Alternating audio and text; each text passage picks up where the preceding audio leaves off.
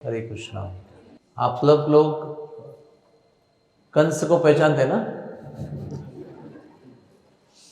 आप सब लोग जब आए ना तो कंस की नगरी में उतरे और वहां से आपको बचाकर राधा रानी की नगरी में लाया गया। कंस की नगरी का नाम है मथुरा और राधा रानी की नगरी का नाम है बरसाना। तो ये जो कंस जो है ये पिछले जन्म में काल नेमी था, हिरण्यकशिपु का पुत्र था ये, और वो अगले जन्म में कंस बना। काल नेमी के रूप में भी विष्णु भगवान ने उसका वध किया था, तो दोबारा लौट के आया हो। तो उसका जन्म भी बहुत अद्भुत तरीके से हुआ है। उग्रसेन महाराज का विवाह जो है वो पद्मावती से हुआ था। तो पद्मावती बहुत रूपवती थी, बहुत सौंदर्यवती थी और लेकिन उसमें एक दुर्गुण था, वो सदैव वैष्णव की निंदा करती थी। तो एक दिन वो अपने मायके गई, पिताजी के घर, और वहाँ पर एक राक्षस आया, उसका नाम था प्रमिलासुर। प्रमिलासुर पद्मावती के रूप को देखकर बहुत मोहित हो गया। उसने उग्रसेन का रूप लिया और उसको भ्रष्ट किया। उसके कारण पद्मावती के गर्भ में कंस का जन्म हुआ। तो वास्तविक रूप में कंस जो है वो उग्रसेन का पुत्र नहीं है, वो पद्मावती का राक्षस के द्वारा प्राप्त हुआ पुत्र है। शास्त्रों में कई प्रमाण हैं, कई प्रकार के राक्षस हुए हैं। हिरण्यकशिपु हुआ है, हिरण्याक्ष हुआ है, रावण हुआ है, कुंभकर्ण हुआ है। ऐसे बहुत भयंकर राक्षस हुए हैं, जो एक ने तो पृथ्वी को लात मार के गेंद की तरह समुद्र के तले फेंक दिया था। एक ने तो इतना तप किया था कि उसके सर से जो अग्नि निकली वो 14 लोगों को जलाने लगी थी। पृथ्वी पर तप कर रहा है, सर से अग्नि की ज्वाला निकल रही है और पूरे ब्रह्मांड में आग लग रही है, सब लोग परेशान हैं। लेकिन कहते हैं कि कंस जो था इन सब में भयंकर था, सबसे अधिक बलवान, रावण से भी अधिक बलवान कंस था। रावण शिव धनुष्य जो था वो टस से मस नहीं कर सका, वो हिला नहीं सका, उधर के उधर ही रहा। रावण इतना बलवान था, कहते उसके हाथों में 10,000 हाथी का बल था, लेकिन फिर भी वो शिव धनुष्य को रखे हुए पोजीशन से 1 इंच भी हिला नहीं सका। और कंस ने, मैं आपको वो कहानी बता देता हूँ शॉर्ट। कंस ने दिग्विजय किया, गर्ग संहिता में उसका पूरा लंबा चौड़ा वर्णन है। दिग्विजय, दिग्विजय यानी conquering all the directions, Digvijay, दिशाओं पर विजय, चारों दिशाओं में विजय प्राप्त किया उसने। उस प्रयास में वो बहुत लंबा चौड़ा वर्णन है उसका, बहुत अनेक अध्याय उसके लिए समर्पित है गर्ग संहिता में। एंड में वो महेंद्र पर्वत गया। महेंद्र पर्वत में कौन रहता है? यस, परशुराम जी भगवान। वो अपना 21 बार क्षत्रियों का संहार करके महेंद्र पर्वत पर जाकर तप कर रहे हैं। ये वहाँ पर पहुँचा, उसने महेंद्र पर्वत को कंस ने 100 बार उठाया, 100 टाइम्स। तो परशुराम जी का ध्यान भंग हो गया, वो क्रोधित होकर नीचे आए, तो उन्होंने 100 बार प्रणाम किया उनको, तो उनका क्रोध शांत हो गया। तो परशुराम जी ने कहा तुम्हें तुम्हारे बल पर बहुत गर्व है, तो ये लो, अगर इतना गर्व है तो मेरे पास विष्णु का धनुष्य है, वैष्णव धनुष। 3 लाख भार, कितना होता है एक भार? एक भार 40 किलो का होता है। 3 लाख भार कितना होता है? बोलो बोलो। एक भार 40 किलो का होता है, तो 3 लाख भार कितने होता है? 120 लाख किलो। 120 लाख किलो का मतलब होता है 1.2 कोटि किलो। राइट? ये लो, ऐसा करके ना उसको टाइम भी नहीं दिया, ऐसा नहीं कि रखा भाई तो उठा ले, ऐसा फेंक दिया उसको, इसको उठा ले और उस पर प्रत्यंचा चढ़ा दे। यू नो व्हाट इज प्रत्यंचा ना, जो डोरी होती है ना, डोरी उसको लगाते हैं ना बांधने के लिए, तो उसको कहते हैं प्रत्यंचा, और चढ़ाना। तो 1.2 कोटि किलो के धनुष को परशुराम जी ने फेंका उसकी ओर। वो परशुराम जी को जब वो अवतार लेने जा रहे थे तो विष्णु भगवान ने उनको दिया था अपना कार्य करने के लिए। तो वो कंस ने हवा में झेल लिया गेंद की तरह। एक तरफ रावण ने वो शिव धनुष को वो टच भी नहीं कर पाए, आगे भी नहीं किल कर सके, और कंस ने उसको हवा में उठा लिया और हवा में उठाकर 100 बार उसको डोरी चढ़ाया उसने।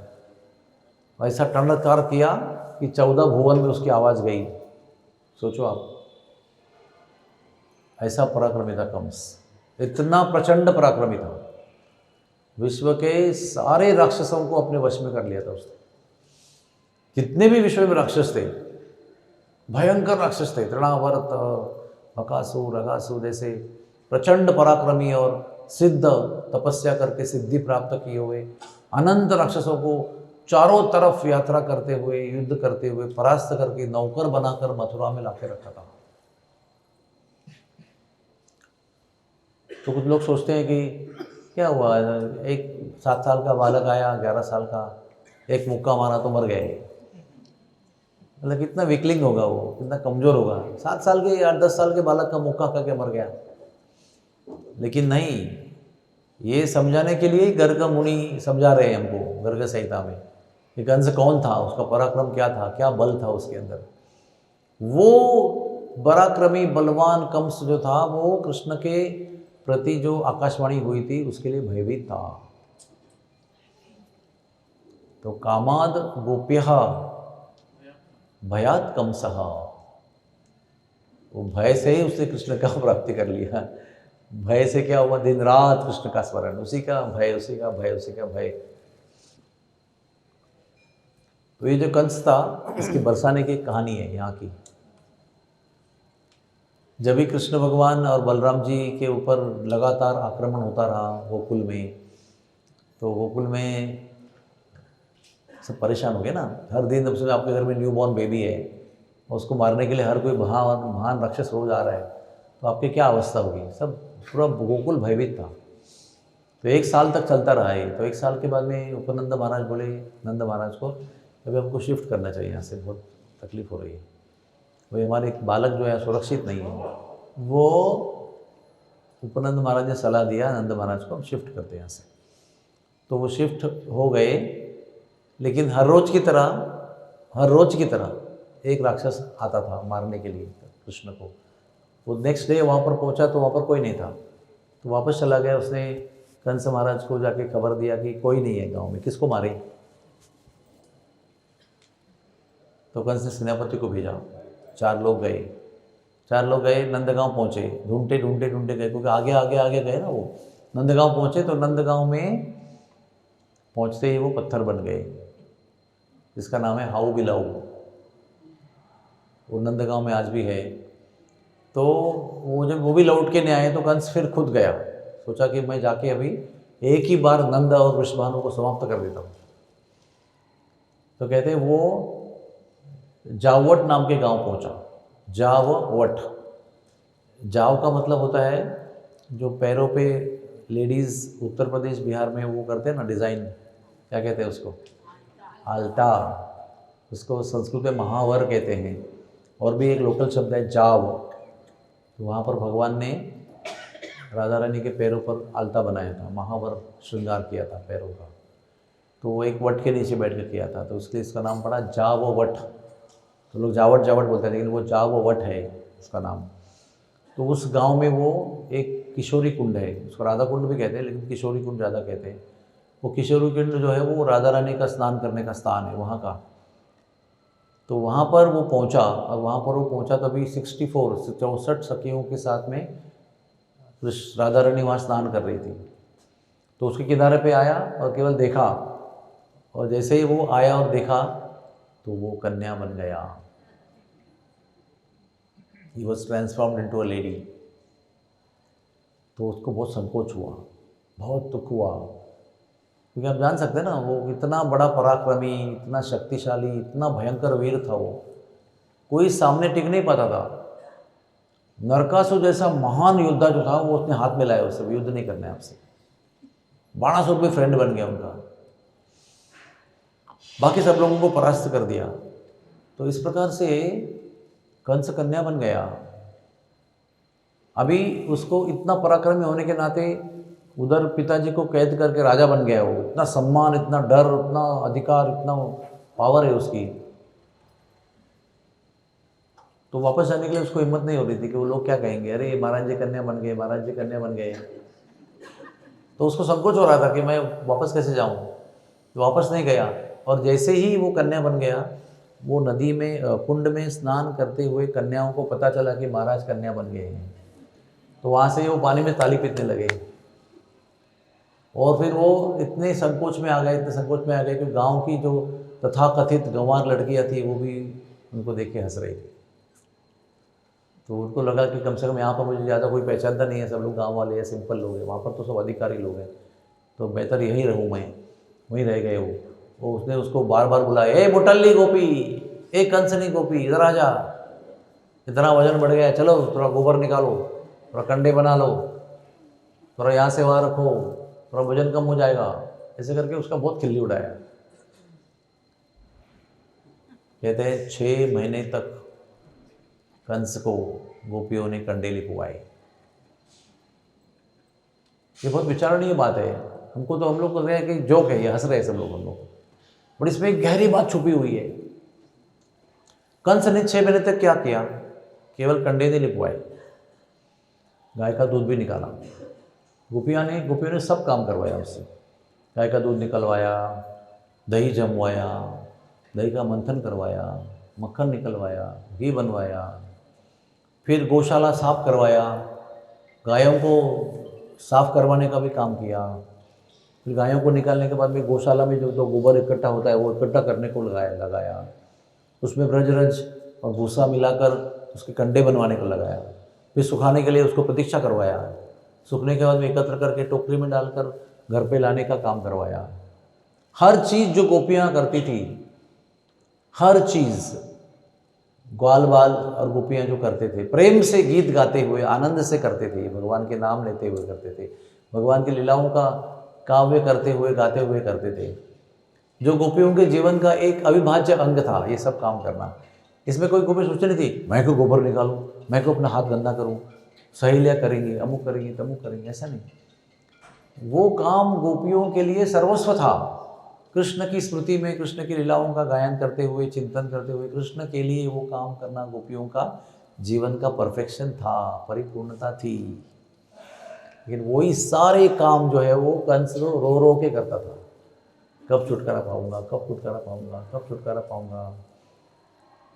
तो इसमें से आपको क्या लगता है, आप में से अगर किसी को मौका मिला कृष्ण के वृंदावन में गोपी बनने का, तो कितने लोग तैयार है उसके लिए? हम लोग यहाँ पर साधना कर रहे हैं वो स्थिति को प्राप्त करने के लिए, और कंस को एक चुटकी में प्राप्त हो गया था वो। शंकर भगवान को भी इतना दूर जाना पड़ा, कैलाश से उतरना पड़ा। उतरने के बाद में रास मंडल में प्रवेश मना कर दिया गया, और उन्होंने, गोपियों ने रोका। तो शंकर भगवान ने पूछा क्या क्या क्वालिफिकेशन है अंदर जाने के लिए? बोले अंदर केवल स्त्री जा सकती है, यहाँ पर कोई पुरुष, एक ही पुरुष है कृष्ण। तो मुझे जाना है, तो कि आपको स्त्री बनना पड़ेगा। तो बिना हिचकिचाहट के उन्होंने पूछा क्या करना होगा स्त्री बनने के लिए? उन्होंने कहा जाके जमुना पार मान सरोवर जहाँ राधा रानी रोई थी उसके अश्रुओं से बना हुआ जो कुंड है उसमें आपको डुबकी लगाना पड़ेगा। तो वो छलांग मार के वहाँ गए, डुबकी लगाया, स्त्री शरीर को प्राप्त किया, गोपी शरीर प्राप्त किया, और लौट के भाग के छलांग लगा के शिव जी मारा जाए। इतना प्रयास किया एक गोपी भाव को प्राप्त करने के लिए। फिर सभी गोपियों ने मिलकर शिव जी का श्रृंगार किया, और वो गोपेश्वर महादेव बन गए। उनको हाथ पकड़कर रास मंडल के बीच में लेके गए। यहाँ पर रत्न सिंहासन पर राधा श्याम सुंदर विराजमान थे, उनके हाथ में चामर दिया, और शंकर भगवान ने चामर सेवा किया युगल जोड़ी का, और इतना आशीर्वाद प्राप्त किया। श्याम सुंदर राधा रानी इतने प्रसन्न हो गए, उन्होंने कहा कि आप अभी बाहर बैठो, और पूरा रास का दर्शन कर सकते हो आप। आशीर्वाद दिया कि आपको अधिकार है, आप रास मंडल का, रास लीला का दर्शन कर सकते हो। किसी देवता को भी अधिकार नहीं है, एक ही देवता को अधिकार है, शंकर भगवान को। फिर कहा कि आपका आशीर्वाद और आपकी कृपा प्राप्त किए बिना कोई वृंदावन में सही रूप से प्रवेश नहीं कर सकता है, और आप यहीं विराजो। यानी ब्रजवास दिया, रास लीला को देखने का भाग्य प्रदान किया, और सब लोगों के आने के लिए कृपा का अधिकार भी उनको ही दिया। तो आप सोच सकते हैं ये एक गोपी बनने के लिए कितना कष्ट उठाया शिव जी ने। फिर नारद मुनि भी ऐसे ही कुसुम सरोवर में डुबकी लगाए तो भी नारदीय गोपी बने। उनको भी जाकर माधवी गोपी, वृंदा गोपी ने अंदर ले गए उनको रास मंडल के पास, वो रत्न सिंहासन के पास, वहाँ पर भी चमर डुलवाया उनसे। अर्जुन भी गोपी बने, अर्जुनीय गोपी। तो कहने का तात्पर्य यह है कि गोपी बनना इतना आसान नहीं है, और गोपी बनने के बाद भी गोपी भाव को प्राप्त करना जरूरी है। जो इतने बड़े तप के बाद में प्राप्त होता है गोपी प्राप्त बनना। 3 प्रकार की गोपियां हैं। एक है नित्य सिद्ध गोपियां, जो निरंतर भगवान के साथ रहती हैं, यशोदा, राधा रानी, अष्टसखी। इनको नित्य सिद्ध, यानी वो हमेशा भगवान के साथ रहती है, भगवान जहाँ भी जाएंगे उनके विस्तार वहाँ पर साथ ही चलते हैं। एक है कृपा सिद्ध, यानी भगवान कृपा करके उनको गोपी बना देते हैं। जैसे शिव जी को कृपा करके नहलाया, गोपी बना दिया। और एक है साधना सिद्ध, वो अपना तप, अपना नियम पालन करके उसके योग्य हो जाते हैं। लेकिन तीनों तरफ से नित्य सिद्ध तो अपनी जगह पर है, लेकिन बाकी लोगों को बहुत मेहनत करनी पड़ती है। और ये कंस को एक चुटकी में प्राप्त हो गया था। लेकिन प्रॉब्लम क्या था, उनकी जो चेतना थी वो विपरीत थी। उनकी चेतना जो थी वो प्रतिकूल थी। तो बाह्य रूप से आपको कुछ भी प्राप्त हो जाएगा, कुछ फर्क नहीं पड़ता है। जब तक चेतना नहीं अनुकूल होती है तो मतलब बाह्य रूप से कुछ भी प्राप्त हो गया, यहाँ का जन्म भी प्राप्त हो गया आपको, लेकिन यहाँ का सेवा भाव नहीं प्राप्त हुआ। यहाँ पर आना भी हो रहा है आपका, लेकिन यहाँ का सेवा भाव नहीं प्राप्त हो रहा है, तो यहाँ पे आना भी एक तरह से व्यर्थ है। व्यर्थ तो कुछ होता नहीं है धाम में, लेकिन जितना लाभ मिलना चाहिए उतना नहीं मिलता है। सारी चीज़ जो है ना यहाँ की, वो भाव पर आधारित है। ये भाव और प्रेम की भूमि है। यहाँ पर केवल भाव और प्रेम को ही स्वीकार किया जाता है, और भाव और प्रेम पूर्ण जो सेवा होती है उसी को भगवान स्वीकार करते हैं। इसलिए हमको देखना चाहिए कि कंस को इतनी आसानी से ये गोपी शरीर वृंदावन बरसाने में प्राप्त करने के बाद भी कंस दिन रात रोता रहा, कब छुटकारा पाऊँ, कब छुटकारा पाऊँ, कब छूटूंगा, कब छूटूंगा, कब दोबारा पुरुष बनूंगा। 6 महीने रोता रहा, तड़पता रहा। गोपियों ने काम करवाया उससे, गोपियों का संग भी प्राप्त हुआ उसको। देखो आप, गोपियों का संग प्राप्त हुआ, गोपियों के हाथ के आदेश के अनुसार काम कर रहा है वो। इतना भाग्य था उसको एक तरह से देखा जाए तो। लेकिन भाग्य भी दुर्भाग्य में बदलता है जब हमारा भाव प्रतिकूल होता है।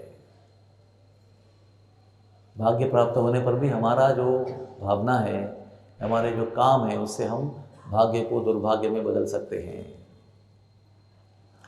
तो इस प्रकार से फिर 6 महीने के बाद में रोता रोता हर बार पूछता रहा कि कौन है तुम्हारी स्वामिनी, किसके साथ जाऊं, किसके पास जाऊं, किसके पास गिड़गिड़ाऊं, जिससे इस शाप से मैं मुक्त हो जाऊंगा। जो परम परम श्रेष्ठ वरदान है उसको वो शाप के रूप में देख रहा है, अनुभव भी कर रहा है।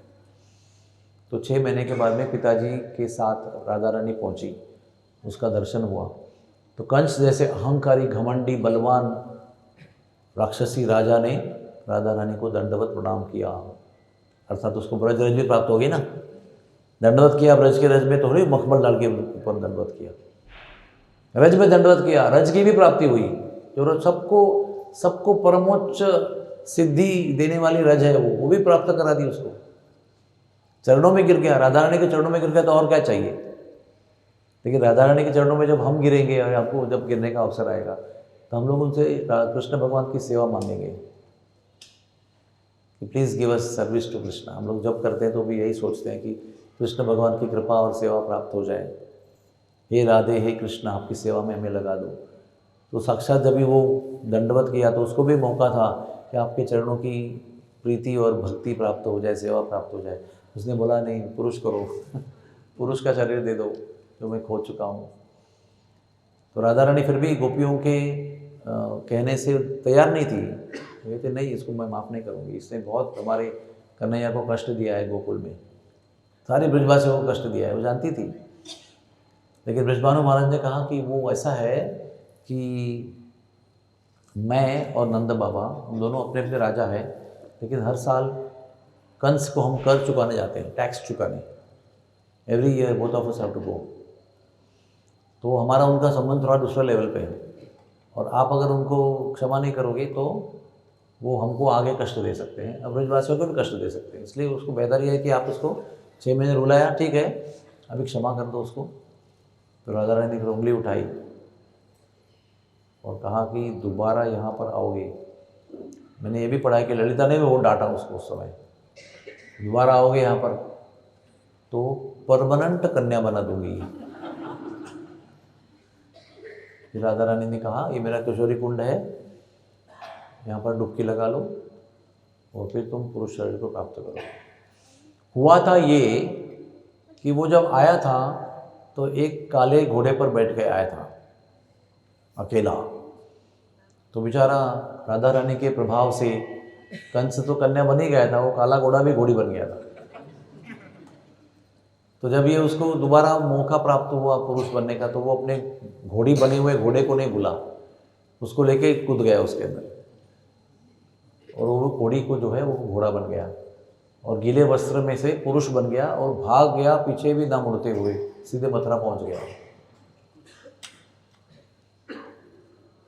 उसके बाद में नंदगांव, बरसाना, जावट, कोकिलावन इस क्षेत्र में कभी भी कंस का कोई आदमी नहीं आया, ना कंस आया। मराठी में म्हणता ना ढुकून पण नहीं पाहिलं, मतलब मुड़ के भी दिखा नहीं इस तरफ। और यहीं पर कृष्ण भगवान खेलते थे, कई बार आके राधा रानी के साथ लीला करते थे। तो उनको कंस को तो कृष्ण को ही मारना था ना, तो लक्ष्य के लिए अगर लक्ष्य जहाँ भी जाएगा वो उसके पीछे मारने वाला जाएगा ना, रेकी करते करते जाएगा। लेकिन वो रेकी करने वाले और ढूंढने वाले भी कभी नंदगांव, बरसाना, जावट, कोकिलावन पर जा नहीं पाए। ये सब राधा रानी की योजना है।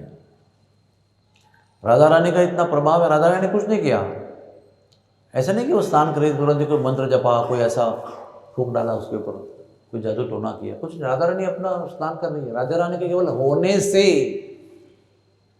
कंस जैसा महान महारथी जो है वो कन्या हो गया। इतना प्रभाव है राधा रानी का, इतना प्रभाव क्षेत्र उनका इतना जोरदार है। तो राधा रानी ने ये जो किया ये किसी एक दिव्य और सूक्ष्म उद्देश्य के साथ किया, क्योंकि पूरे ब्रज में अनेक प्रकार की लीला होती है। गौचारण होता है, नृत्य होता है, झूला होता है, झूला, होली खेलते हैं, बहुत सारी चीज़ें करते हैं। अनेक अनेक ऋतुओं के अनुसार अनेक अनेक लीलाएं संपन्न होती है वृंदा देवी के निर्देश में, ललिता और विशाखा के आदेश के अनुसार। लेकिन उन सब जगह पर राक्षस आते हैं। कृष्ण का उच्चारण कर रहे हैं तो बीच में आगासुर आ गया, उधर जमुना किनारे केशी आ गया, इधर खेलने गए तो बकासुर आ गया, तो जन्म होते ही पुतना आ गई। यानी हर जगह पर राक्षसों का और राक्षसियों का प्रादुर्भाव था। तो क्या होता है ना, समझो अभी आप गौचारण कर रहे हो, आनंद ले रहे हो, सब बाल बाल मेंढक बन रहे हैं, पक्षी बन रहे हैं, गा रहे हैं, नाच रहे हैं, हाँ, अचानक राक्षस आता है तो सब खेल छोड़ के भगवान को जाना पड़ता है उसको मारने के लिए। तो फिर एक सीन है वो 45 मिनट्स का, 1 आवर का, उसमें जब मुठभेड़ चलती रहेगी। अब भागवत पढ़ी, उसमें कितना लंबा वर्णन दिया है, क्या हुआ, कैसे हुआ। और गर्ग संहिता पढ़ेंगे तो लंबा लंबा लंबा वर्णन दिया है जो भागवत में भी नहीं दिया है। भागवत ने ऐसा बताया कि वो बकासुर आया, भगवान ने बकासुर के चोंच फाड़ के मार दिया उसको। लेकिन वो चोंच फाड़ के मारने तक कई चीज़ें हुई जो गर्ग संहिता में वर्णन दिया है। बहुत लंबा चौड़ा वर्णन है, बहुत सारे देवताओं के साथ बकासुर ने युद्ध किया, एक एक करके सबको खदेड़ दिया उसने। एक सीन ऐसा था कि बकासुर आकाश में है और सारे जो 33 करोड़ देवता है वो भाग रहे हैं, ऐसा सीन था। एक आकाश में सबको खदेड़ रहा था वो अकेला बकासुर, क्योंकि उसने कृष्ण को निगल लिया था और कृष्ण उसके शरीर में थे, इसलिए कोई देवता बकासुर को परास्त नहीं कर पाए। तो मैं सब आपको इतना वर्णन क्यों कर रहा हूँ, क्योंकि इतना सारा समय उसमें गौचारण से हो गया ना, अलग हो गया कि नहीं। गौचारण चल रहा है, इतना आनंदमय लीला चल रही है, लेकिन 1-2 घंटा, कितना भी घंटा, कितने भी समय बीत गया ना, इसमें वेस्ट हो गया ना। तो क्या हुआ, लीला के आनंद में बाधा आई कि नहीं आई। तो राधा रानी को कृष्ण के साथ में जो लीला करनी थी वो डिफरेंट टाइप की थी। ग्वाल वालों के साथ गौचरण करते करते चल जाता है, अभी आप रुको बैठो देखो क्या चल रहा है, कृष्ण के राक्षस को मार रहे हैं, फिर वो वेल डन करके आलिंगन कर रहे हैं, वो सब कुछ ग्वाल वालों के लिए ओके है, लेकिन गोपियों को ओके नहीं है। गोपियाँ सोचते हैं कि हमको ऐसा लीला करने का जगह चाहिए जहाँ पर कोई बाधा नहीं होनी चाहिए, और यहाँ पर बाधा केवल एक ही हो सकती है, कंस के द्वारा राक्षस के आने से यहाँ पर बाधा हो सकती है। तो इसलिए जब कंस को लाया गया, वो ढूंढते ढूंढते आया ना, वो सोचा कि अभी कितनी बार ढूंढे, एक एक को भेजता हूँ, कोई वापस आता ही नहीं है, जाता है मर जाता है, जाता है मर जाता है। नो रिटर्न टिकट निकाला है, लेकिन रिटर्न टिकट यूज़ में नहीं आता है, वन में जाता है मर जाता है वहीं पर। तो कंस ने सोचा कि मैं खुद जाके एक बार अभी सबको समाप्त करके आता हूँ। वो बहाने से वो पहुंचा था वहाँ पर ढूंढने के लिए। तो कन्या बना के क्या हो गया, परमानेंट सारे राक्षसों को वहाँ पर उन्होंने कैंसिल कर दिया आने का। इसलिए बरसाना, नंदगांव, जावट, कोकिलावन ये क्षेत्र ऐसे बने कि कभी भी वहाँ पर किसी भी राक्षस का आतंक नहीं हुआ। इसका प्रमाण गर्ग संहिता में है। जब भगवान ने गोवर्धन को उठाया ना, तो एक जगह है ब्रज में, एक नहीं कई जगह हैं, लेकिन उसका नाम है 84 खंबा। 84 खंबा वो स्थान है जहाँ पर सारे बड़े ग्वाल वाल मिलते हैं, मीटिंग करते हैं, कृष्ण के विषय में आज क्या हुआ उसका डिस्कस करते हैं। जैसे हम लोग शाम को डिस्कस करते हैं ना, कितना पेशेंट हुआ, कितना ऑपरेशन हुआ, वैसे वो हर शाम को एक रिकॉर्ड लेते हैं क्या हुआ। तो फिर आज के दिन में अगासुर को मारा, आज के दिन में केशी को मारा, ऐसे जो भी है चर्चा होती है, उस पर प्रोसेसिंग होता है, एनालिसिस होता है, क्यों हुआ, कैसे हुआ, हमको क्या करना है, उसके बारे में डिस्कस भी करते हैं। तो अच्छा, ऐसा नहीं कि राक्षस को मारने के बाद मीटिंग करते थे, हर रोज मीटिंग करते थे, क्या हुआ, आनंद ले तो आनंद का भी चर्चा करते थे। तो 7 दिन मीटिंग नहीं हुआ, क्यों? 7 दिन सब लोग गोवर्धन के तले थे। गोवर्धन की लीला समाप्त हुई, उसके बाद मीटिंग हुआ। उसको भागवत में और गर्ग संहिता में विस्मय लीला कहा है। वो विस्मय लीला में क्या हुआ, सब लोग विस्मय यानी आश्चर्य प्रकट कर रहे, अरे नंदा तेरा बालक तो शायद ऋषि होगा, तेरा बालक कोई सिद्ध पुरुष होगा, कोई देवता होगा, इतना पर्वत तेरे से तो एक शिला भी नहीं उठती, और उसने पूरा गोवर्धन, विस्तारित गोवर्धन जो ब्रज को कवर कर दिया, उस सारे विस्तारित विशाल गोवर्धन को उसने उठा लिया एक उंगली पे, वो बाएं हाथ की छोटी उंगली पे, और वो भी 1 घंटा 2 घंटा नहीं, 7 दिन 7 रात। तू धन्य है नंद, तू धन्य है, तेरे घर पे ऐसा बालक जन्म हुआ जो हम सबका त्राता है, सबको बचाने वाला है, इतने बड़े संकट से उसने बचाया। तो सब लोग कृष्ण का गौरव गौरव गौरव ही कर रहे थे, और कोई देवता कह रहा था, कोई ऋषि कह रहा था, कोई मुनि कह रहा था। तो उस समय सब नंद बाबा कहते थे वो थोड़ी देवता है, देवता झूठ नहीं बोलते, तो दिन रात झूठ बोलते रहते। तो बोलते नहीं ऋषि, ये ऋषि हो सकता है, ऋषि तो अपने इंद्रियों पे इतना नियंत्रण रखते हैं, इसको थोड़ा मक्खन नहीं मिला तो जाके पेशाब करता है, क्या करता है सबके घर पे जाके। और कोई देवता ऋषि कोई सिद्ध पुरुष चोरी करता है क्या? तो दिन रात चोरी करते रहता है। ऐसा करके जो जो ऐश्वर्य की बातें, गौरव की बातें थी, वो नंद बाबा काटते गए काटते गए काटते गए, और एंड में क्या हुआ, वो सब लोग पेट पकड़ के अपनी कुर्सी से नीचे गिर गए और लोटपोट होकर रो रहे, हंस रहे पेट पकड़ के, ऐसा सब सीन हो गया। तो उसके बाद नंद महाराज क्या बोले, हाँ ध्यान से सुनो अभी, हाँ गर्ग मुनि ने कहा था कि एक दिन तुम्हारा बालक गिरिराज को उठाएगा, उसका नाम गिरिधारी होगा। तो इतना हंसी मजाक का वातावरण था, इतना एटमॉस्फेयर इतना कूल था, इतना अच्छा था। अचानक सब लोग स्तब्ध हो गए, व्हाट, क्या कह रहे हो? गर्ग मुनि कब आए? क्योंकि गर्ग मुनि ने और नंद महाराज ने सुदेव के सलाह के अनुसार गुप्त रूप में एकांत में गौशाला में किसी को भी न बताते हुए नामकरण किया था, क्योंकि नामकरण का विधि अगर पब्लिक हो जाएगा तो कंस अलर्ट हो जाएगा, फिर वो राक्षस भेजेगा और बच्चों को कष्ट हो सकता है। क्योंकि गर्ग मुनि जो थे वसुदेव के पुरोहित थे। तो गर्ग मुनि कहते हैं कि मैं वसुदेव के पुत्रों का नामकरण और कोई भी संस्कार करने के लिए मेरा अधिकार है, और अगर मैं तुम्हारे पुत्रों का नामकरण करूंगा तो कंस को डाउट आएगा कि ये वसुदेव के ही पुत्र हैं, जो देवी ने कहा था ना तुझे मारने वाला कहीं और पैदा हो गया है। तो उसको संशय आएगा कि अगर गर्ग मुनि वहाँ तक पहुँचे, यानी कंस वसुदेव के बालकों का ही संस्कार करने के लिए पहुँचे हैं, तो वो ही जो संस्कार किए हुए हैं नंद महाराज के बालक बनकर बैठे हुए हैं, नाटक कर रहे हैं, लेकिन वही वसुदेव के बालक हैं। ये सारा झमेला जो है ना वो ना हो, इसलिए वसुदेव की इच्छा के अनुसार नंद बाबा को गर्ग मुनि ने बताया कि आप किसी को बोलो मत। तो उन्होंने कहा कि ठीक है, गौशाला में हम लोग नामकरण करेंगे, गौशाला में मेरे भाई भी नहीं होंगे, केवल मैं रहूँगा, मेरी 2 पत्नियाँ, मेरी एक पत्नी और वसुदेव की पत्नी रोहिणी, 2 बालक रहेंगे, बस इतने ही 5 लोग रहेंगे, और बाकी गैया रहेंगी, गैया तो किसी को बोलेगी नहीं। इस प्रकार से गुप्त रूप में नामकरण किया था। किसी को, उपनंद महाराज को पता नहीं, अभिनंदन को पता नहीं, नंदन को पता नहीं, सुनंदन को पता नहीं, किसी को पता नहीं, नोबडी नोज कि इनका नामकरण हुआ है। ऐसे ही पुकारने लगे, नाम रख के। लेकिन ये इस आनंद के प्रसंग में वो इतना आनंद का वातावरण था, अचानक वो बोल गए जो गुप्त बात थी कि गर्ग मुनि ने तो कहा था, तो एकदम स्तब्ध हो गए सब लोग, एकदम गंभीर हो गया वातावरण, और सारे आनंद का और हंसी मजाक का रूपांतर क्रोध में हो गया। नंदा, तुम हमको सबको अपने बिरादरी के आदमी मानते हो, अपने परिवार के आदमी मानते हो, और इतना बड़ा हमारे कृष्ण बलराम, प्रिय कृष्ण बलराम के जीवन में नामकरण का विधि हुआ, वो तुमने हमसे छुपाया। ऐसे करके सबने मिलकर उन पर बहुत धावा बोल दिया। और फिर वो कहते ना कि मैं कुछ बोला था, आपने कुछ बोला, आपने कुछ बोला, ऐसा गुस्सा बढ़ते बढ़ते गया। मैंने गुस्सा किया तो आपने समर्थन किया, उस पर कुछ बोला तो मेरा गुस्सा और बढ़ जाएगा। ऐसा करते करते सबके गुस्सा इतना बढ़ गया।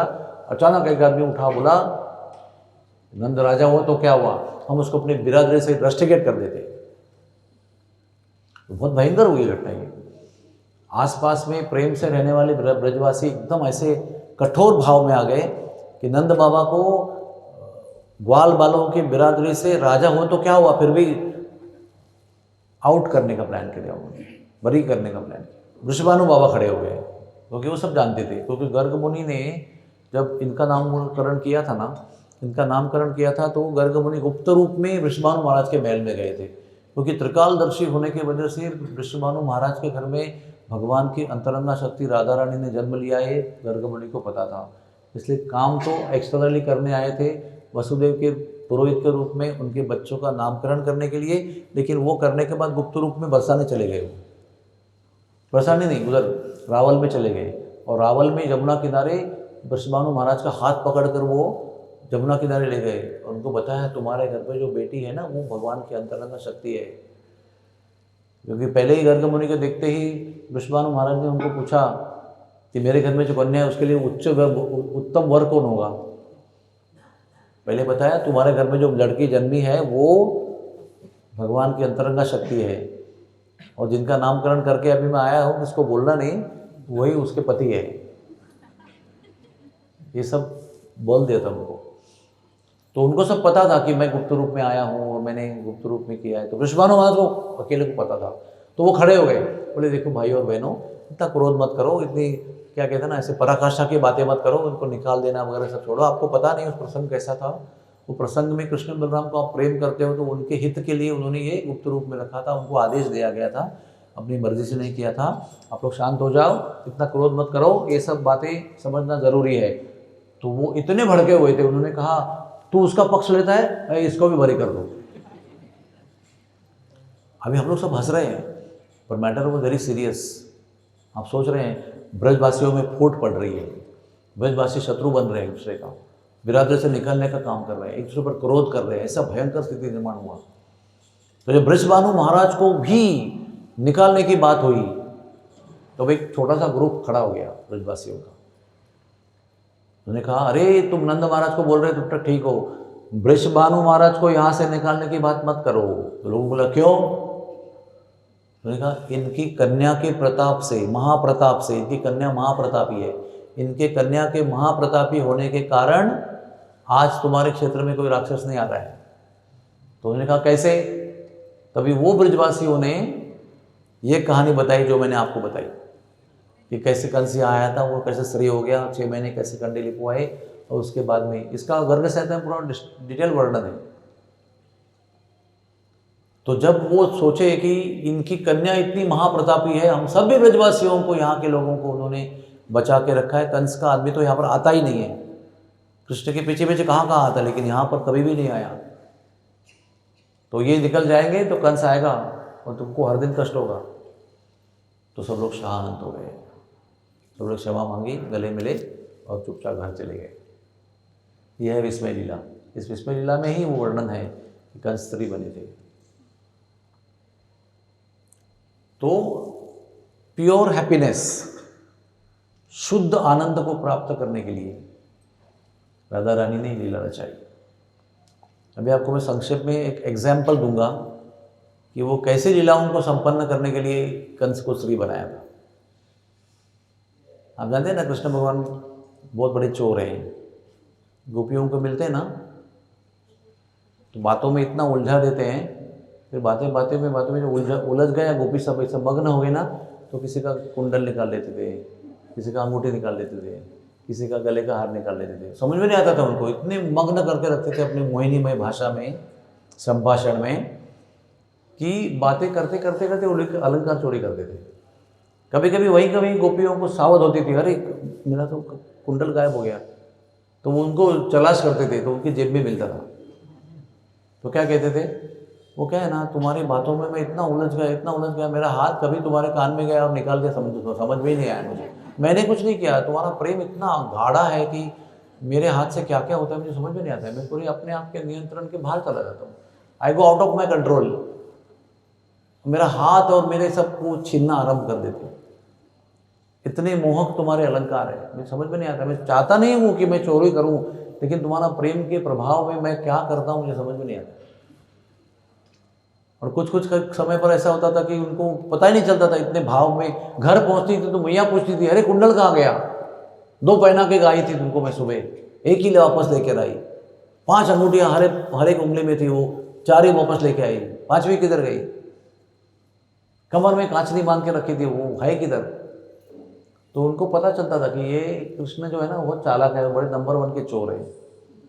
तो चोरी कर करके सारी गोपियों को परेशान करके रखा था। जब 1 to 1 मिलते थे और बड़ी गोपियों को परेशान करके रखा था, क्योंकि घर जा जाके मक्खन की चोरी करते थे, कुछ मटका फोड़ते थे, कभी बच्चों के कान में पानी डालते थे, कभी बच्चों को सोए हुए पल्ले में चिमटा निकालते थे, ऐसे हर जगह पर परेशान करके रखा था। तो गोपियों ने सोचा कि हम ना एक दिन इनको सबक सिखाएंगे। अच्छा, ये दिन ब दिन हम लोग घर जाके डांट खाते रहते हैं और ये चोरी करते रहता है, कभी मिलता है कभी नहीं मिलता है। तो एक दिन वो सब ग्वाल बाल ऐसे ही आए उनको मिलने के लिए, इसी हेतु की कुछ चोरी करने के लिए। तो अचानक गोपियाँ आके बोली उनको, अरे यहाँ बरसाने की बात है, नंदगांव से बरसाना आए। अचानक गोपियाँ बोली, आप लोग यहीं रहो, कोई आज झिकझिक करने की जरूरत नहीं, हमने आज योजना बना के आपके लिए अति उत्कृष्ट व्यंजन, अनेक प्रकार के व्यंजन लेकर आए हम लोग, और आपको सबको पेट भर खिलाने की हमारी क्षमता है, तो बहस करने की ज़रूरत नहीं है। सब लोग लाइन पे, पत्तल पे, पट्टी पे बैठ जाओ। सारे हजारों ग्वाल बाल बैठ गए। बोलते आज तो झगड़ा नहीं, कुछ नहीं, तंटा नहीं, बहस नहीं, कुछ नहीं, वाद विवाद नहीं, आर्गुमेंट नहीं, कुछ नहीं, ऐसे ही मिल रहा है, जो चाहे वो मिल रहा है, मक्खन चाहिए मक्खन मिल रहा है, दूध दही क्या चाहिए सब दे रहे हो, ऊपर से पकवान खिला रहे हैं, मिठाई खिला रहे हैं, अन्न खिला रहे हैं, सब कुछ, पेय पदार्थ, ड्रिंक्स, एवरीथिंग इज देयर। और सबको बैठाया, कृष्ण बलराम को बिठाया और सबको खिलाया खिलाया और खिलाया और खिलाया, खिलाते गए। तो कह रहे बस बस पेट भर गया, नहीं नहीं खाओ खाओ, नहीं खाओ खाओ करके खिला रहे। इतना भारी हो गए, ऐसा हो गए वो, फिर भी खिला रहे, फिर ऐसा हो गए, फिर सो गए, फिर भी खिला रहे हैं उसके मुंह में, कभी बैठा भी नहीं जा रहा है। मुझे याद है एक बार महाराज जी ने हमारे लिए, राधानाथ स्वामी महाराज ने, पता नहीं कौन सा साल था वो, 88-89, बहुत पहले की बात है, अपने हाथ से उन्होंने और नित्याद्वैत महाराज ने हम नए नए भक्तों के लिए एक 25 आइटम का भोजन बनाया था, 25 आइटम्स अपने हाथ से बनाया था, और अपने हाथ से हम लोगों को खिलाया था। तो हम लोग कुछ 1 बजे खाने बैठे थे, 5 बजे तक उधर ही थे हम लोग, क्योंकि महाराज बार बार खिला रहे थे। मुझे अभी भी याद है, ब्रेड स्टिक्स और खट्टा चटनी और क्या क्या बनाया था उन्होंने, 25 आइटम बनाए थे राधा कृष्ण प्रभु के घर पे ही। और मंदिर हॉल में सब लोग को पट्टी लगाकर महाराज बोले आप उठ के चल सकते हो लेकिन खाना है आपको। तो हम लोग सारे लोग मंदिर में कितनी ऊपर नीचे ऐसे चलते थे और 1 बजे से लेकर 5 बजे तक खाते रहे और महाराज खिलाते रहे और 2 दिन हमने भोजन नहीं किया उसके बाद। इतना खिलाया था। वैसे ही राधा रानी और गोपियों ने मिलकर ग्वाल बालों को इतना खिलाया कि सब लोग ना वहीं के वहीं ढेर हो गए। फाइनली हैवी होकर वहीं सो गए। तो सब सो गए तो फिर राधा रानी, ललिता, विशाखा ने सब देखा कि सो गए ना, एक्चुअली सब लोग सो गए। फिर कृष्ण भगवान के पैरों से आरंभ करके सारे अलंकार छीन लिए उनके, हर चीज़ को उतारा, हर चीज़ को पैरों से शुरू किया, कमर काचनी, फिर बाजूबंद, अंगूठियाँ, कंगन, बाजूबंद, कलाई बंद, सब कुछ उतार लिया, माला गले की। फाइनली यहाँ पर जो बड़ी श्रृंखला थी, चेन जोर से बांधी हुई जिस पर वो मैया मोर पंख कसती थी, वो भी निकाल दिया। मुरली भी चोरी कर दिया, मोर पंख चोरी कर दिया, सब कुछ चोरी कर दिया। एक पीताम्बर छोड़ दिया बेचारे को। सारा अलंकार रहित कर दिया कृष्ण को और सब सखियाँ गायब हो गई वहाँ से। अभी बहुत हैवी भोजन करने के बाद जब आप सोते हो तो 2 घंटा तो सोओगे ना कम से कम। 2 घंटा थोड़ा सा तब नीचे जाएगा थोड़ा अपने आप, तब तो नींद खुलेगी। 2-3 घंटा के बाद नींद खुली तो वहाँ पर कोई नहीं है, और कोई नहीं है ऊपर से मेरे ऊपर भी कुछ नहीं है। सब खत्म। एक दूसरे सब जानते हैं हाँ ये गोपियों ने खेल किया है, बहुत अपने आप को होशियार समझती है, मैं इनको सबक सिखाऊंगा। ग्वाल बाल बोले अरे क्या करिए, मैया को क्या जवाब दोगे? बोले कोई बात नहीं, चिंता मत करो, मेरे साथ चलो घर पे, मैं सब संभाल लूँगा। घर पे आते हैं कन्हैया तो मैया पूछेगी ना किधर गया सब तुम्हारा अलंकार, इतना मैंने मेहनत से कितना घंटा लगा के आपको श्रृंगार किया था, वो सब कुछ एक भी अलंकार नहीं तुम्हारे शरीर पर। कहते मैया आप चिंता मत करो, कल सब वापस मिल जाएगा आपको। तभी क्या बोलेंगे मैया, उसका कमी तो है नहीं लेकिन चिंता तो थी उसको।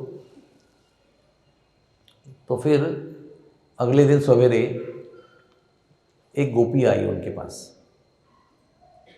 और ऐसा बड़ा घूंघट ओढ़ के आई, बहुत सुंदर श्रृंगार, हाथ में अब हाथ जो अंगूठियाँ और कंगन सब चमकदार और बहुत सुंदर लग रही थी वो।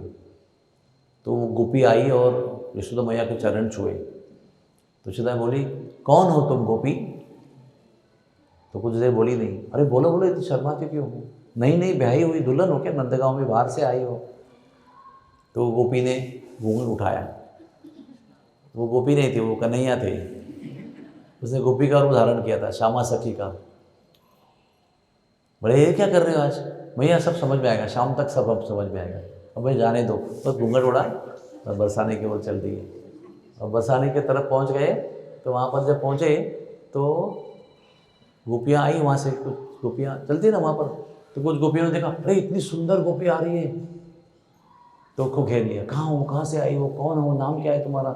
तो बोलते कि मैं नंदगांव से आई हूँ, नंदगांव में नया नया ब्याह हुआ है और मैंने सुना है कि यहाँ पर राधा रानी नाम की एक बहुत सुंदर गोपी है, उसका दर्शन करने में आ रही हूँ।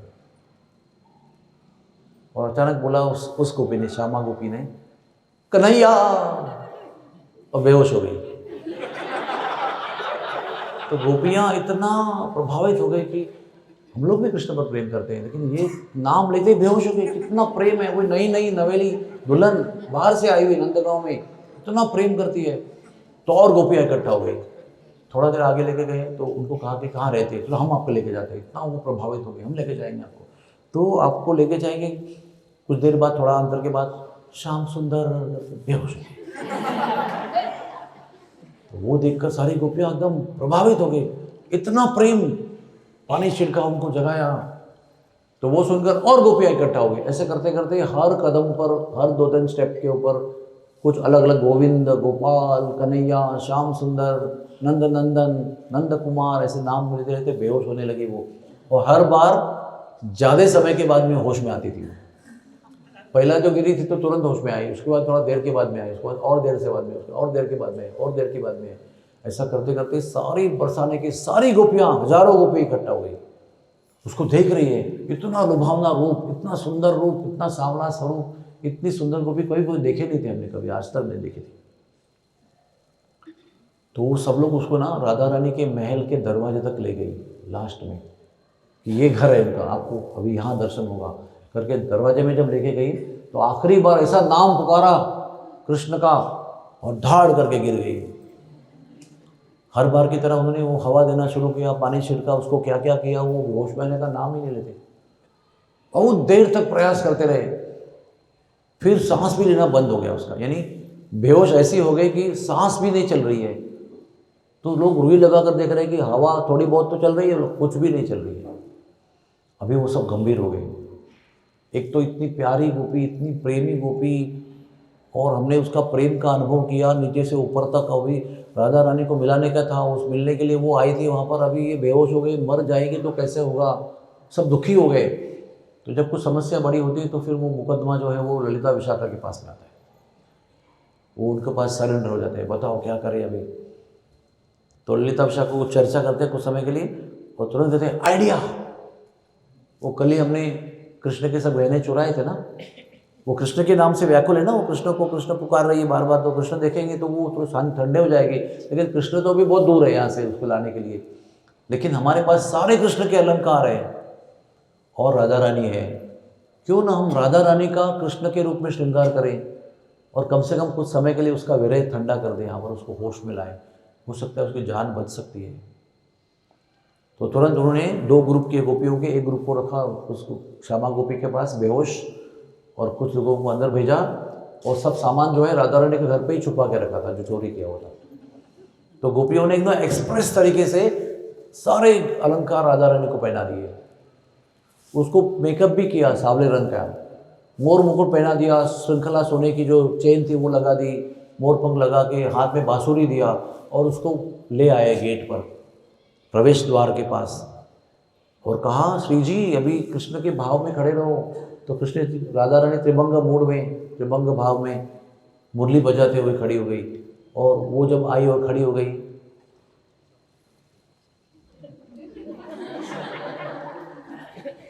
तब उन्होंने गोपियों के श्यामा गोपी के कान में कहा, देखो देखो तुम जिसको पुकार के बेहोश हो रही है वो आ गया है, तुम्हारे सामने खड़ा है, सुन रही हो मुरली का आवाज़ सुन रही हो। तो उस क्षण पे वो जो बेहोश गोपी थी वो ऐसे छलांग लगा के ऊंची उड़ी, घूंघट घूंघट फेंक दिया, बोले क्या देखो पकड़ा ना तुमको मैंने, तुम अपने आप को बड़ा होशियार समझते हो, मेरे गहने चुराते हो, हाँ क्या लगा आपको कि मैं ऐसे ही उल्लू का दुम हूँ। उतारो सब उतारो, और सब सेटिंग करके रखा था, ग्वाल वालों को कह कर रखा था कि आप लोग, मैं जब मेरा छद्म जो है वो निकाल लूँगा ना तब तब आ जाना आप। तो जैसे ही कृष्ण ने अपना छद्म, छद्म का मतलब क्या है, जो रूप बना के रखा था ना, वो उन्होंने जब हटाया और अपना कृष्ण का रूप प्रकट किया, तब सारे ग्वाल वाल वहाँ प्रकट हो गए, और कृष्ण का ये आवेश लेकर उनको भी जोश आया, वो सब भी गोपियों को उंगली दिखाकर चिल्लाने लगे, तुम लोगों हमने कल उल्लू बनाया, सबको खाना खिलाया, तुमने सुला दिया, सबको चोरी करते हो, क्या समझते हो हमारे कान्हा को, उतारो सब लोग ऐसे खड़े, बधो मंगल श्री दामा सब खड़े, और गोपियाँ सब संकोच में शर्माती हुई, सब बहुत दुखी अवस्था में कि रंगे हाथ पकड़ लिया हमको इसने। ऐसा नहीं कि भाई मुरली ढूंढ के निकाला, बाद में कुंडल ढूंढ के निकाला, सारा माल जो है वो सामने एक साथ में ढूंढ के निकाला, और हम लोग कुछ भी कर सकते, सब श्री जी के शरीर पर लदा हुआ है, उतारो उसको। तो फिर ललिता विशाखा गए, उनका एक एक करके निकाल के वो ग्वाल बालों को देने लगे, और ग्वाल बाल यहाँ रेडी थे, उन्होंने एक एक करके लेना शुरू किया, कृष्ण को पहनाना शुरू किया। यहाँ पर श्रृंगार उतारा जा रहा है, वहाँ श्रृंगार पहनाया जा रहा है। पैरों से आरंभ किया और काफ़ी समय लगा, बहुत सारे गहने थे, से काफ़ी समय तक वो दुखी होकर रोते रोते सब उसको अलंकार को उतार रहे हैं, वे खुशी खुशी हंसते हंसते कृष्ण को पहना रहे हैं। कृष्ण भी बड़े अदब से खड़े हैं, बड़े थाट से खड़े हैं, बड़े ताने मार रहे हैं गोपियों को। और एंड में फिर वो सोने की जंजीर निकाली सर से, मोर पंख भी उतार दिया और कृष्ण को धारण कराया। फिर बड़े है ना, कहते ना, सब बड़े ऐसे उद्दंडता से छीन लिया मुरली हाथ से, ऐसा नजर दिया उनको और कृष्ण के हाथ में दिया। कृष्ण ने इसको, सारी गोपियाँ शर्मिंदा है पूरी तरह से। फिर कृष्ण कहते हैं अभी मैं जाऊँ, दोबारा नहीं करना ऐसे, हाँ और कोई ट्रिक सोच लेना, ये ट्रिक नहीं काम आएगी अभी। अभी आप मुझे बताइए कि ये लीला में कोई राक्षस आ सकता है क्या बीच में? कौन सी जगह पर खंड करेंगे आप लीला में? तो लीला एक कंप्लीटली भंग हो जाएगी। तो राधा रानी को ऐसे अनेक लीलाओं को बरसाने क्षेत्र में संपन्न करना था, इसलिए राधा रानी ने पहले से ही कंस को औरत बनाकर ये सब प्रवेश बंद कर दिया उसका। और भी बहुत सारी कहानियाँ हैं। कल तो दीपोत्सव है, कल तो कुछ और होगा, लेकिन परसों शनिवार का दिन है, पता नहीं मुझे क्या होगा, लेकिन मौका मिलेगा तो ज़रूर बताऊंगा क्या क्या हुआ नंदगांव बरसाने में, कौन सी लीलाएं हुई जो राक्षस के बीच में आने के लायक नहीं थी। वो ना नंदगांव में भी जब नंद बाबा के पिताजी, जब उनको नंद बाबा हुए भी नहीं थे, उसके पहले जब भी उनका वहाँ पर वास्तव्य था नंदगांव में, तो केशी राक्षस वहाँ पर आके आतंक करता था। तो पर्जन्य महाराज वहाँ पर क्षुण्णहार कुंड पे तपस्या करते थे। तो परेशान हो गए वो, उन्होंने सोचा कि मैं जाता हूँ यहाँ पर, ये आदमी मुझे तपस्या करने देता नहीं है, और वो चले गए जमुना किनारे। लेकिन शांडिल्य मुनि बहुत दुखी हो गए कि अरे इतने अच्छे भक्त यहाँ पर तप कर रहे थे और इस राक्षस की वजह से परेशान होकर चले गए। तो उन्होंने केशी को शाप दिया, चले जाओ यहाँ से। तो चला गया केशी वहाँ से, और वही शाप दे दिया कि आगे कोई राक्षस यहाँ पर आएगा तो पत्थर बन जाएगा। तो वो दृष्टि से नंदगांव में भी कोई राक्षस नहीं आया वो पत्थर बन गया, एक ही बार आया। बरसाने में कोई नहीं आया। लास्ट बात अपनी कथा को समाप्त करने पहले, सब लोग सोचते हैं कि कृष्ण के भय में कंस बहुत व्याकुल था, लेकिन हकीकत में उसको डर राधा रानी का था। इसका प्रूफ क्या है कि अगर उसको कंस के कृष्ण के प्रति इतना डर था तो उसमें इतनी हिम्मत कहाँ से आती थी रोज कोई भेजने के लिए, मारने के लिए उसको। समझो आपको किसी से इतना भय है तो आप उसको छेड़ेंगे ही नहीं, है वही अच्छा है, शांत, शेर सोया है तो अच्छा है, उसको जगाओ मत। लेकिन ये हर रोज योजना बना के, षड्यंत्र बना के एक एक राक्षस को रोज भेजता था ब्रज में, ढूंढ के लाओ उसको। वो बताता पूरा ओरिएंटेशन, जो पीताम्बर पहनता है, मोरपंख पहनता है, मुरली बजाता है, उसके साथ गोरा भाई है, ये नीला रंग का है, सब बताता था। और रोज हर एक आदमी आता था। लेकिन ये लीला होने के बाद उसने किसी को बरसाने भेजने का साहस नहीं किया। राधा रानी से बहुत डरता था वो, क्योंकि राधा रानी ने कुछ भी नहीं किया। कृष्ण तो उसको मारने वाले थे, राधा रानी ने कुछ भी न करते उसको श्री बना दिया। अभी आप ही बताइए ज़्यादा पावरफुल कौन है, कृष्ण की राधा रानी? ये कृष्ण जानते हैं, इसलिए कृष्ण यहाँ पर आके उनके अधीन रहते हैं, उनके नियंत्रण में रहते हैं, प्रेम के नियंत्रण में रहते हैं। इसलिए आप लोग सब लोग बैठे हो ना, एक बहुत पवित्र स्थान पर बैठे हो, जहाँ पर कोई राक्षस नहीं आया, किसी चीज़ का आतंक नहीं हुआ, और परम भगवान परात्पर अखिल ब्रह्मांड नायक कृष्ण भी यहाँ पर सखी बनकर रहते हैं। सखी वेश में, सखी भाव में यहाँ पर आते हैं और राधा रानी के चरणों में अपने आप को नतमस्तक करते हैं। अगर हमारे भगवान यहाँ पर उस भाव में हैं तो हमको यहाँ पर कैसे आना चाहिए? हम तो उनके तुच्छ अंश हैं। वो अगर राधा रानी के चरणों में गिड़गिड़ाते हैं, नतमस्तक होते हैं, शरणागत होते हैं, समर्पित होते हैं, तो हम लोगों को कैसे भाव में यहाँ पर सेवा करनी पड़ेगी? किस भाव से ऑपरेशन करना होगा? किस भाव से ब्रजवासियों को खाना खिलाना होगा, दवा देनी होगी, चेकअप करना होगा? क्योंकि वो उनके प्रियजन हैं, जिनके प्रभाव क्षेत्र में हम लोग यहाँ पर आए हैं, उनके सभी प्रियजन हैं जो यहाँ पर सेवा लेने आते हैं। और हम लोगों को सेवा करनी है उस भाव से कि हमारी स्वामिनी के भक्त हैं सब, ये उनके गांव के लोग हैं सब, ब्रजवासी, प्रिय ब्रजवासी हैं।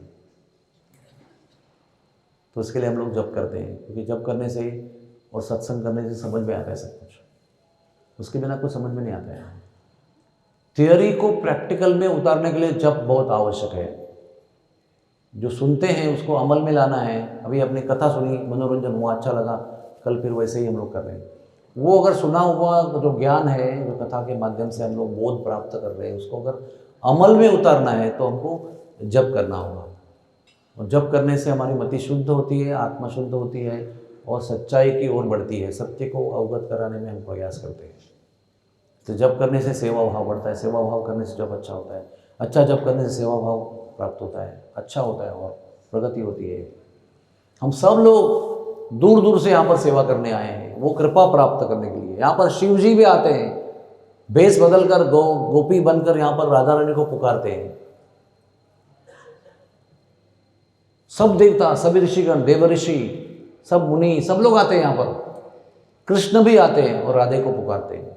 सब लोग सखी वेश धारण करके आते हैं। अपना पुरुषत्व, अपना नियंत्रण वाला जो भाव है उसको छोड़कर यहाँ पर सेवक बनकर आते हैं।